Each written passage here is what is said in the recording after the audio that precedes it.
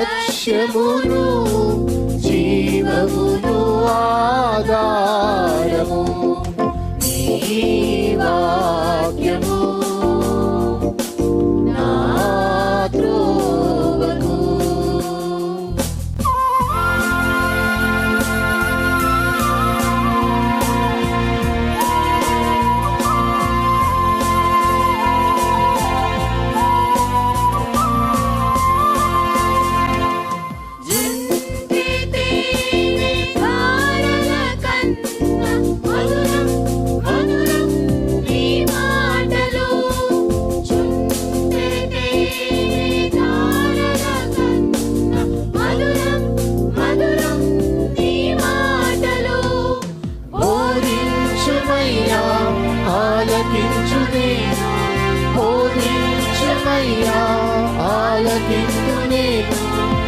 అనుసరింతునయ్యా ఆత్మశక్తితో, అనుసరింతునయ్యా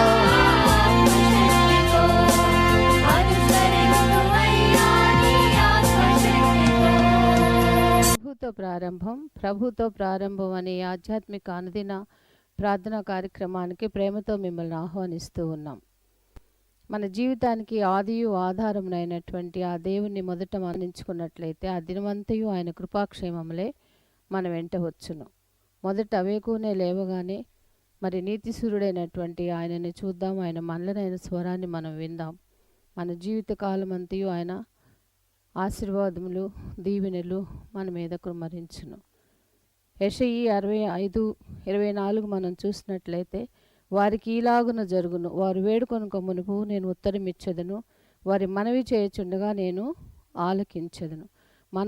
మనవి చేయుచుండగానే ఆయన మన మనవిని ఆలకిస్తున్నాడు. కాబట్టి మరి ప్రతి దినము కూడా ఈ యొక్క అనుదిన ఆధ్యాత్మిక కార్యక్రమంలో మనం పాల్గొన్నట్లయితే మన జీవిత కాలం అంతయు కూడా ఆయన మేలులను మనం పొందుకోగలం, ఆ నిత్యరాజ్యంలో వారసులుగా మనము జీవించగలం. రండి, ప్రభుతో ప్రారంభం కార్యక్రమంలో పాల్గొనండి, ఆత్మీయ మేలులు పొందండి.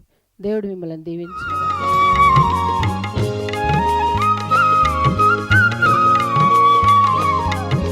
కరుణాయుతం బహు కార్యములు కనబడబలే గాదా మనలో, అనవరతము మన బ్రతుకు ప్రభునికై అంకితమగునటు నలవరచుకొనగ.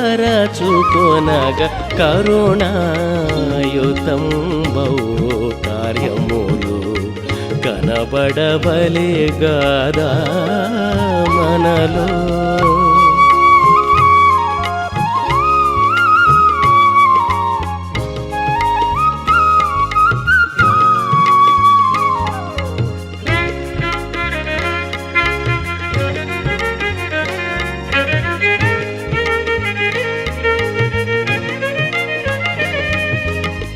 పొరుగువాని ప్రేమింతము మనము, కొరతలన్నీ ఇక తీరును మనకు. పొరుగువాని ప్రేమింతము మనము, కొరతలన్నీ ఇక తీరును మనకు. తరుగుబడ్డదా గుణమది మనలో, తరుగుబడ్డదా గుణమది మనలో. త్వరితగతిని సవరించుకుందమిక. కరుణాయుతం బహు కార్యములు కనబడబలే గాదా మనలో.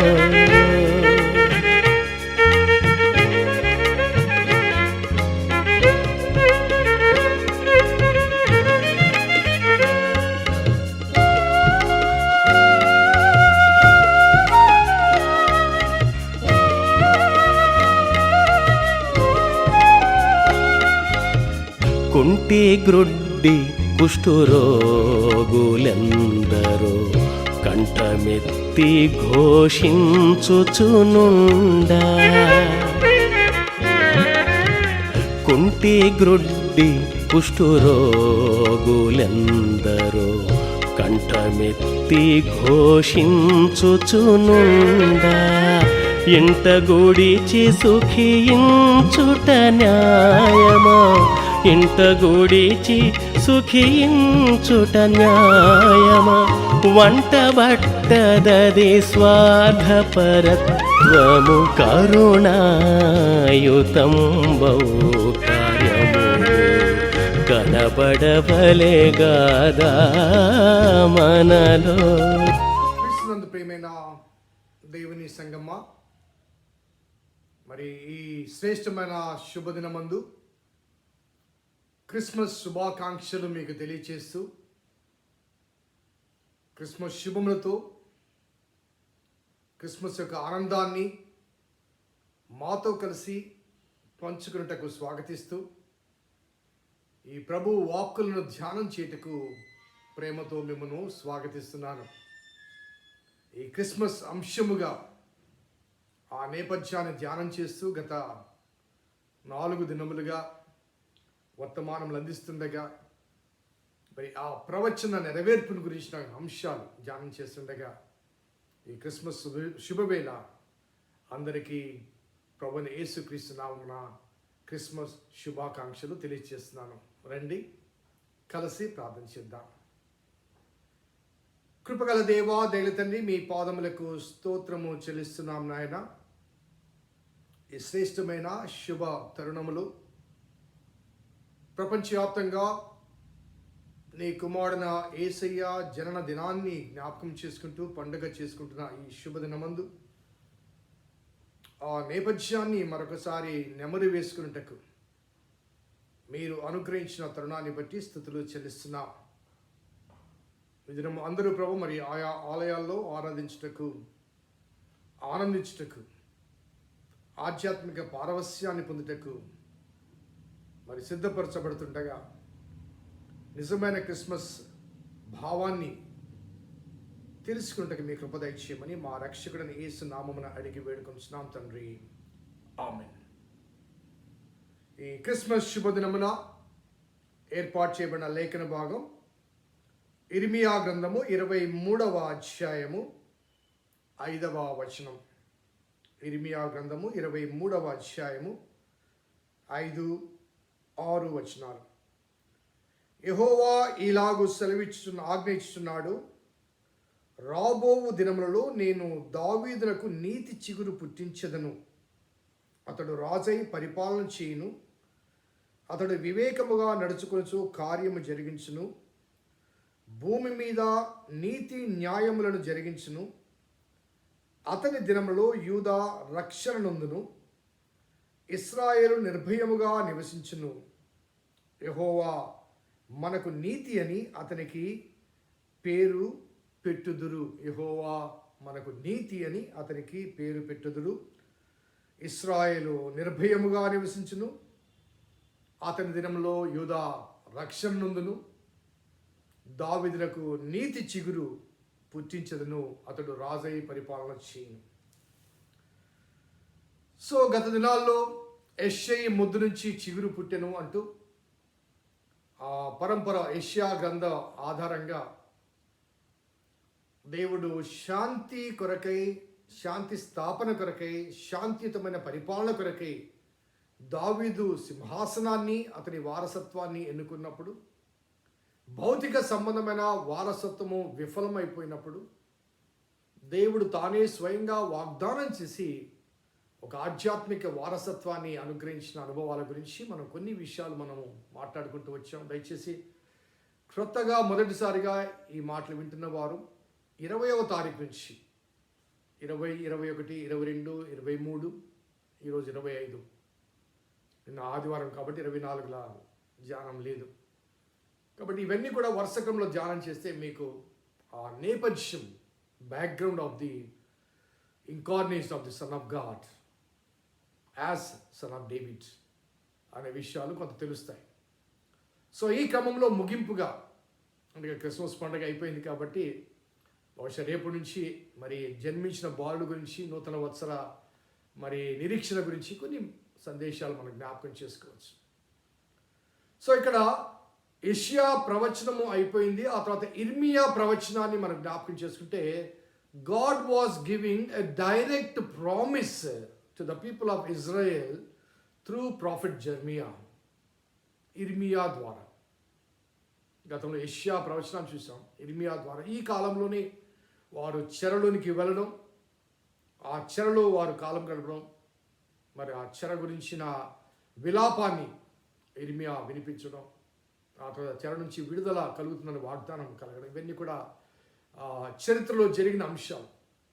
ఈ క్రమంలో ఏ ప్రామిస్ మరలా దావీదు దావీదులకు నీతి చిగురు పుట్టించదు. మరలా దావీదు పేరు మెన్షన్ చేయదు. ప్రజలు మర్చిపోయారేమో కానీ దేవుడు మర్చిపోలేదు. దావీదులోంచి అనగా వాగ్దానం చేసిన దేవుడు నమ్మదగిన వాడు కాబట్టి దావీదులోంచి సొలొమోను వచ్చాడు, షాలోం. కానీ అతడు నీతిని లేకపోతే శాంతిని స్థాపించలేకపోయాడు. మరి దేవుడు తన మాట చొప్పున అదే దావీదులోంచి శాంతి స్థాపకుని ఈ లోకంలో పంపించడానికి చేసిన ఆ ప్రవచనం కానీ, ఆ ప్రయత్నం కానీ, ఆ పరంపర కానీ మనము జ్ఞాపకం చేసుకుంటే, సో దావీదు నీతి చిగురు వస్తాడని, అతడు రాజై పరిపాలన చేస్తాడని, వివేకముగా నడుచుకొనుచు కార్యములు జరిగిస్తాడని, భూమి మీద నీతి న్యాయములు జరిగిస్తాడని. He will establish justice and righteous. యూదా రక్షణ పొందుతుంది. ఇశ్రాయేలు మరి నిర్భయముగా నివసిస్తారు. సో ఇవన్నీ కూడా ఎవరి ద్వారా అంటే దావీదు నీతి చిగురు అనగా దావీదు వంశములోంచి, దావీదు గోత్రంలోంచి. ఆ తర్వాత యేసుప్రభువు వారు మరి జన్మించినప్పుడు మరి ఆయన జీవిత కాలంలో యోహాను సువార్త 7:42 యేసుప్రభువు వారు పరిచయం చేస్తుంటే, క్రీస్తు దావీదు సంతానంలోంచి పుట్టి దావీదు ఉండిన బెత్లెహేము గ్రామంలోంచి వచ్చునని లేఖనం చెప్పడం లేదా అంటే వారికి తెలిసిన క్రీస్తు నజరేతు వాడు. So the expectation at the time of Jesus, యేసుప్రభువు వారు జీవించిన కాలంలో కూడా ఆ నిరీక్షణ అంటే అభిషేక్తుడు, దేవుని చేత పంపబడ్డవాడు, దావీదు వంశంలోంచి పుడతాడు, దావీదు సంతానంలోంచి పుడతాడు, దావీదు ఊరైన బెత్లెహేము నుంచి వస్తాడు. So that was the expectation.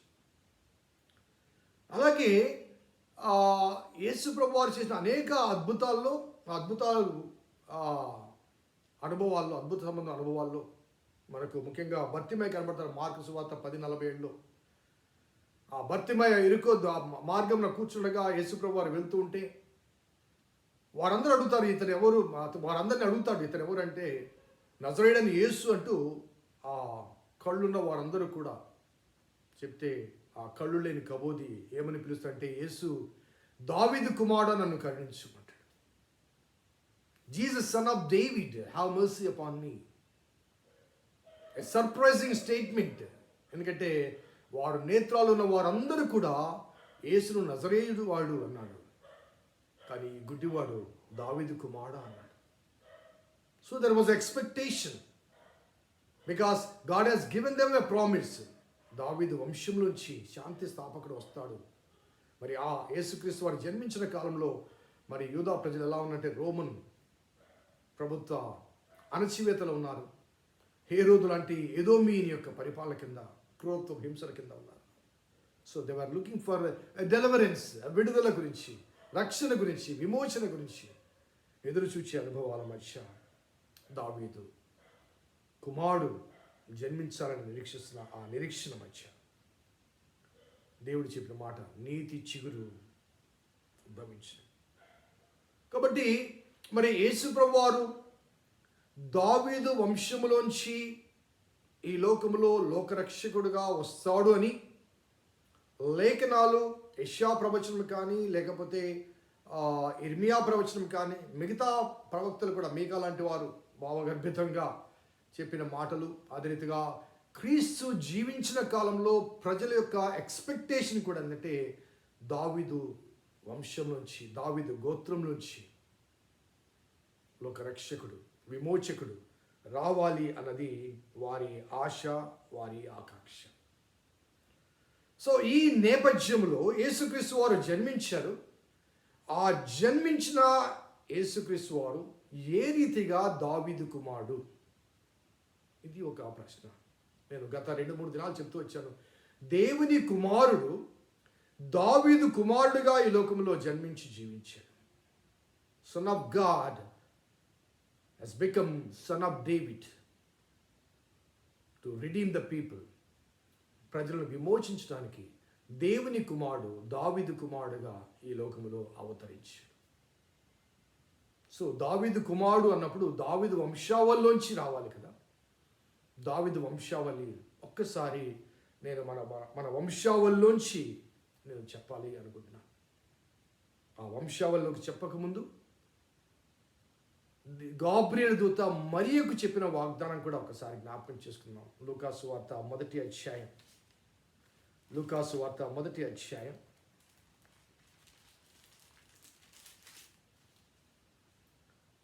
30వ వచనం. దూత, మరియా భయపడకము, దేవుని వల్ల నీవు కృప నొందితివి. ఇదిగో నీవు గర్భము ధరించి కుమారుని కని ఆయనకు యేసు అను పేరు పెట్టుదువు. ఆయన గొప్పవాడే, సర్వోన్నతుని కుమారుడనబడును. ప్రభు అయిన దేవుడు తన తండ్రి అయిన దావీదు సింహాసనమును ఆయనకిచ్చును. తండ్రి అయిన దేవుడు తన తండ్రి అయిన దావీదు సింహాసనం, ప్రభు అయిన దేవుడు తండ్రి అయిన దావీదు సింహాసనం ఆయనకు ఇచ్చును.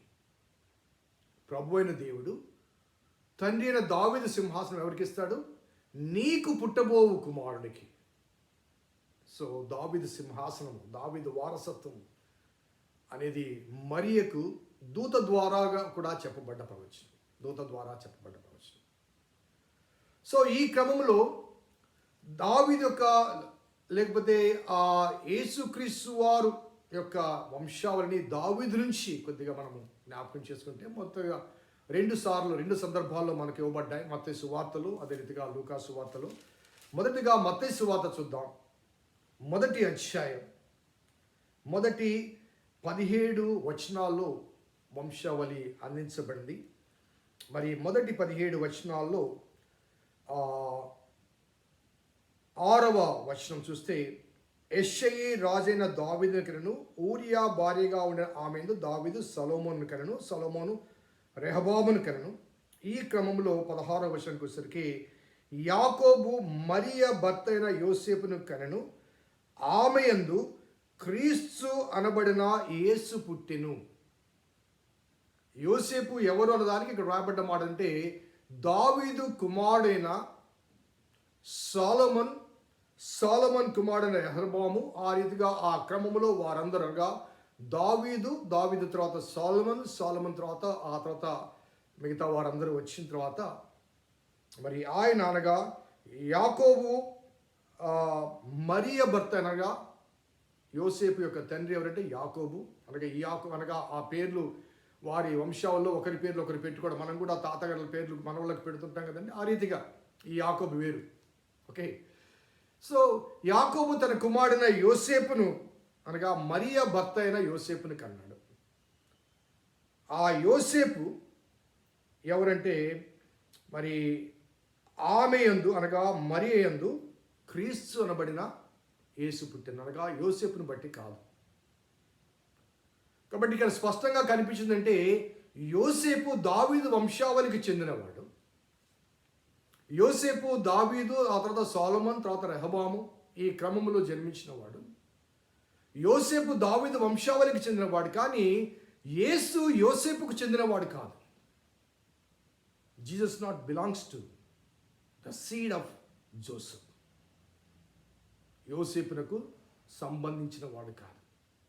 ఎందుకంటే అక్కడ రాయబడ్డ మాట ఆమె యందు క్రీస్తు అనబడిన యేసు పుట్టెను.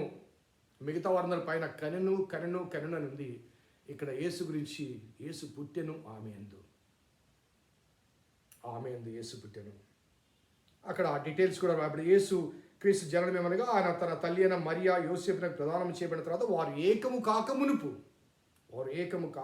ఆమె పరిశుద్ధాత్మలో గర్భవతిగా ఉండేది. So there is no a traditional relationship. దావీదు తర్వాత సొలొమోను తర్వాత జోసెఫ్కు మరియకు ఎటువంటి రక్త సంబంధం లేదు, వారసత్వపు సంబంధం లేదు, అనగా యేసుక్రీస్తు జన్మించే సమయానికి. కాబట్టి యోసేపు కుమారుడు కాదు కాబట్టి యేసుక్రీస్తు వారు ఆ దావీదు వారసత్వం కాదు. మరి లూకాసు వార్తలో కూడా మనం వస్తే, లూకాసు వార్త 3వ అధ్యాయంలో ఇక్కడ రివర్సల్ ఆర్డర్ ఉంటుంది. ఆ రివర్సల్ ఆడినప్పుడు 23 నుంచి యేసు బోధింప మొదలుపెట్టినప్పుడు ఆయన దాదాపు 30 ఏండ్ల ఈడు గలవాడు. ఆయన యోసేపు కుమారుడుగా ఎంచబడెను. He was treated as the son of Joseph. He was not born to Joseph. He was treated. చాలా స్పష్టంగా ఆ మాట ప్రకారం ఆలోచిస్తే, he was treated son of Joseph but not a son of David. దావీదు కుమారుడుగా ఎంచబడే అవకాశం లేదు. మరి ఎలా యేసు దావీదు కుమారుడు అయ్యాడు అన్నదానికి ఆ క్రమంలోనికి యోసేపు హేలీకి, హేలీ మత్తతుకు, మత్తత లేవీకి ఈ క్రమంలో వస్తున్నప్పుడు 31వ వచనంకి వస్తే, ఎల్యాకీము మెలయాకు, మెలయా మేనాకు, మేనా మత్తతాకు, మత్తత నాతానుకు, నాతాను దావీదుకు. సో మత్తయి సువార్తలో యోసేపు వంశావళి దావీదు సొలొమోను ద్వారా కొనసాగుతుంది. ఇక్కడ లూకాసు వార్తలో వంశావళి దావీదు నాతాను ద్వారా, సొలొమోను కాదు. మత్తయి సువార్తలో మరలా చెప్తున్న, మత్తయి సువార్తలో దావీదు సొలొమోను, లూకాసు వార్తలో దావీదు నాతాను. ఈ నాతాను ఎవరంటే ప్రవక్త కాదండి. దావీదు బెత్షెబా ద్వారా కన్న 4 కుమారుల్లో సొలొమోను తర్వాత పుట్టినవాడు నాతాను. మీకు కావాలంటే 1 దినవృత్తాంతాల గ్రంథము 3వ అధ్యాయము 5వ వచనంలో చూడవచ్చు. 1 దినవృత్తాంతాల గ్రంథం 3వ అధ్యాయము 5వ వచనంలో చూడవచ్చు. కాబట్టి ఇక్కడ ఆ క్రమంలో వస్తూ మరి ఈ యోసేపు అక్కడ ఎవరి కుమారుడిని, యాకోబు కుమారుడిని యోసేపుగా భావించబడ్డారో, ఇక్కడ ఆ యోసేపు ఎవరికంటే హేలీకి అని రాయబడింది. హేలీ కుమారుడిని యోసేపు. మరి యోసేపు తండ్రి ఎవరు? ఇద్దరిలో హేలియా లేకపోతే యాకోబా అని భావించినప్పుడు, మరి థియోలాజికల్గా పండితుల యొక్క అభిప్రాయం కానీ లేకపోతే యూదా వారసత్వపు అనుభవాల మధ్య ఎవరైనా బిడ్డలు లేకుండా చనిపోతే, బిడ్డలు అనగా పురుష సంతానం లేకుండా చనిపోతే, వారికి ఆ వారసత్వం లేకపోతే మరి అల్లుడు కుమారుడు అవుతాడు. మనకు సమయం లేదు కాబట్టి విశ్లేషణ చెప్పడం కష్టం. కానీ కాలేబునకు కుమారుడు లేకపోతే, కాలేబునకు అందించబడిన స్వాస్థ్యము కుమార్తెల ద్వారా అల్లుళ్ళకి. సో అల్లుళ్ళు కుమారులు అవుతారు. ఒత్నీయులు కాలేబునకు అల్లుడైనప్పటికీ కూడా ఆ వారసత్వాన్ని కొనసాగింపు చేస్తూ మొదటి న్యాయాధిపతిగా ఉంటాడు. కాలేబు యొక్క అల్లుడు మొదటి న్యాయాధిపతిగా ఉంటాడు. సో ఈ క్రమంలో యోసేపు యాకోబునకు పుట్టినప్పటికీ కూడా హేలీకి మగ సంతానం లేదు కాబట్టి హేలీ కుమార్తె అయిన మరియను ఆయన వివాహం చేసుకోవడం ద్వారా హేలీకి ఆ సంతానాన్ని లేకపోతే ఆ వారసత్వాన్ని అనుగ్రహించడానికి. కాబట్టి ఈ హేలీ ఎవరంటే నాతాను ద్వారా. కాబట్టి మరియా హేలీ ద్వారా, హేలీ నాతాను ద్వారా, నాతాను దావీదు ద్వారా జన్మించిన వారు. కాబట్టి మరి మరియా దావీదు వంశములోంచి జన్మించింది. ఆ దావీదు వంశంలో అనగా దావీదు నుంచి నాతానులోంచి మరియా జన్మించింది. అదే రీతిగా యోసేపు దావీదు వంశం నుంచి సొలొమోను ద్వారా యోసేపు జన్మించాడు. కానీ యోసేపుకు సంబంధం లేకుండా మరియా ద్వారానే జన్మించిన యేసు దావీదు కుమారుడని పిలువబడడానికి గల కారణం ఏంటంటే, ఆయన మరియా మరియను ఆ భర్తను పెంచుకున్న హేలి. ఏదేమైనటికీ మరియా నాతాను సంతానముగా, నాతాను దావీదు సంతానముగా, కాబట్టి మరియను బట్టి అతడు దావీదు కుమారుడని పిలువబడటానికి అవకాశం కలిగింది. So Joseph, the son of David through Solomon, and by adoption to Heli, the father of Mary. యోసేపు సోలొమన్ ద్వారా దావీదు కుమారుడు అయ్యాడు. అలాగే మరి హేలీకి మగ సంతానం లేరు కాబట్టి మరియను చేసుకుని హేలీకి కుమారుడుగా భావించబడ్డాడు. కానీ అతను సొలొమన్ ద్వారా యాకోబునకు పుట్టినవాడు. సో ఆల్సో మేరీ నాతాను ద్వారా హేలీకి జన్మించింది.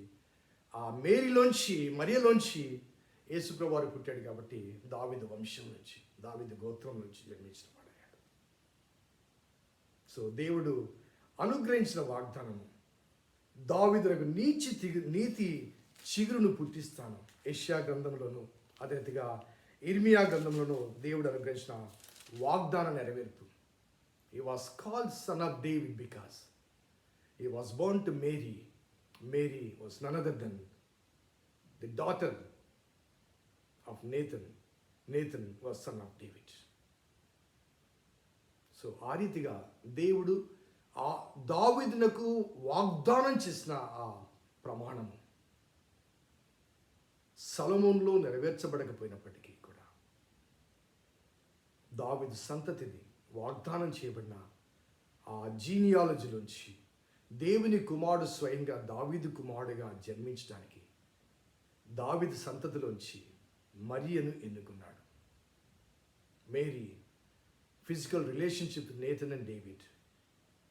Joseph also had a physical relationship with Solomon and David. Though these two doesn't have a physical relationship, but because of the Spirit of God, దావీదు వంశం నుంచి జన్మించిన మరియను ఆవరించడం ద్వారా దావీదు కుమారుడుగా దేవుని కుమారుడు ఈ లోకంలో జన్మించాడు. That's Christmas. ప్రార్థించుద్దాం. కృపగల దేవా, దయగల తండ్రి, మీ పాదములకు స్తోత్రము చెల్లిస్తున్నాం నాయన. ఈ క్రిస్మస్ శుభవేళలో మీ ప్రవచనాల ఆ నెరవేర్పు యొక్క స్పష్టత కొంత మేము తెలుసుకోవటానికి మీరు కృప చూపించారు. ఒకసారి వింటే మాకు అర్థం కాదు నాయన, పదే పదే వినాలి.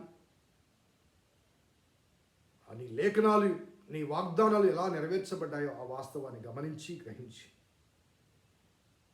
ఒకవేళ ఈ వాస్తవాలు సరిగా తెలియక, అవగాహన లేక, అర్థం కాని అనుభవాల మధ్య ఉంటే మాకు భాష్యం చెప్పేది మీరే కనుక వాస్తవాలు వివరిస్తున్నందుకు స్తుతులు చెల్లిస్తూ ఈ క్రిస్మస్ సీజన్లో 20వ తారీఖు మొదలుకొని ఈనాటి వరకు మరి నీ కుమారుడైన యేసయ్య దావీదు కుమారుడుగా జన్మించిన ఆ అనుభవాలను ఒక్కొక్కటిగా ప్రవచనాల్లోంచి, లేఖనాల్లోంచి మేము ధ్యానం చేసిన ప్రభాస్తుతులు చెల్లిస్తాం.